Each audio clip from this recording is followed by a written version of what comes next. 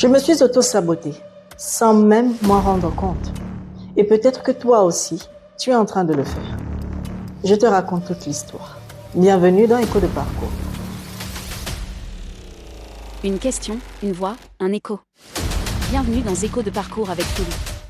Je suis Félicité Mpira. Voici l'histoire qu'un professionnel du secteur de l'énergie depuis les 15 ans d'expérience m'avait partagée. C'est lui qui parle. Dès mon entrée dans le milieu professionnel, je m'étais donné pour objectif d'avoir de très bons résultats et très vite. Alors j'étais ce genre d'employé qui ne compte pas ses heures, qui se donne vraiment à fond. Et j'avais réussi. Mes résultats étaient excellents. J'étais appréciée de tous les managers et tout le monde parlait de combien de fois j'étais dévouée à mon poste. Le travail prenait tellement de place que je n'avais pratiquement pas de vie en dehors du boulot. Alors un jour, j'ai décidé d'établir un certain équilibre. J'ai décidé de protéger mes heures après le boulot. Je m'étais interdit de parler, de penser et même d'entendre parler du travail pendant ces moments. Je faisais du bénévolat. J'aidais des élèves à travailler leurs exercices de maths, de physique. J'avais aussi des activités ecclésiastiques chères à mon cœur. Je me tenais devant 150, 200, voire 300 personnes au moins 2 fois par semaine.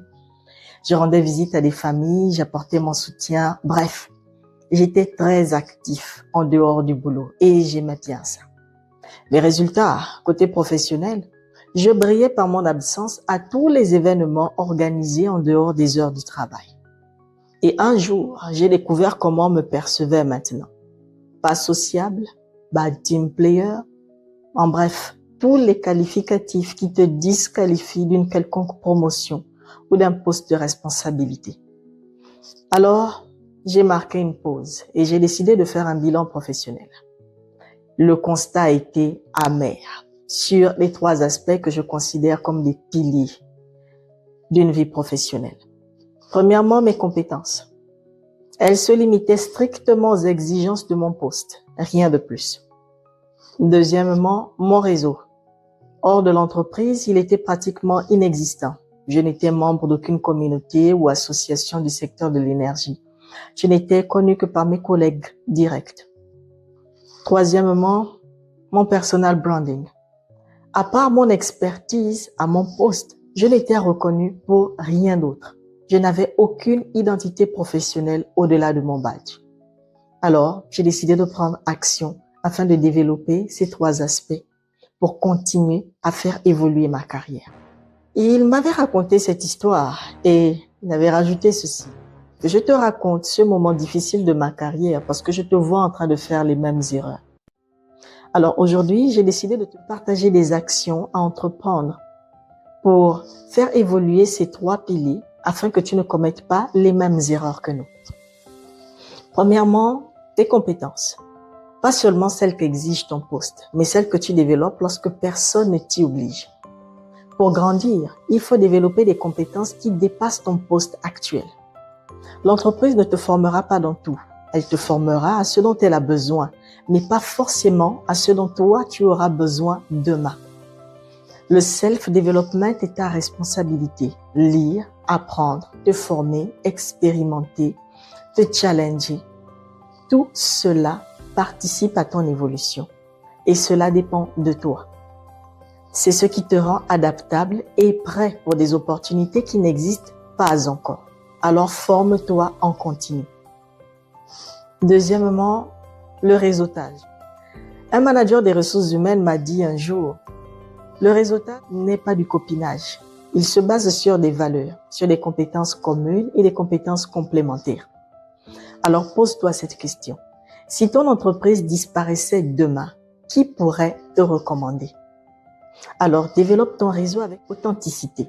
Participe à des événements organisés hors des heures de travail et donne-toi pour objectif de te faire au moins 2 connexions sérieuses pendant ces événements. Sois membre d'au moins une communauté ou d'une association du secteur dans lequel tu exerces. Troisièmement, ton personal branding. Qui es-tu sans ton entreprise?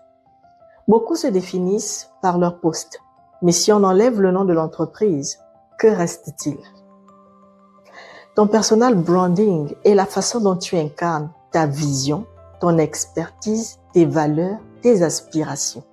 Alors, affirme ton personal branding au-delà de ton entreprise. Montrer des compétences aussi, c'est déjà du personal branding. Alors, en résumé, voici les 3 aspects que je considère comme les piliers d'une carrière qu'il faut absolument développer. Premièrement, tes compétences. Pas seulement celles qu'exige ton poste, mais celles qui dépassent ton poste afin de te rendre adaptable et prêt pour des opportunités qui n'existent pas encore. Deuxièmement, ton réseau, ton réseautage ou le networking. Développe ton réseau avec authenticité. Troisièmement, ton personal branding.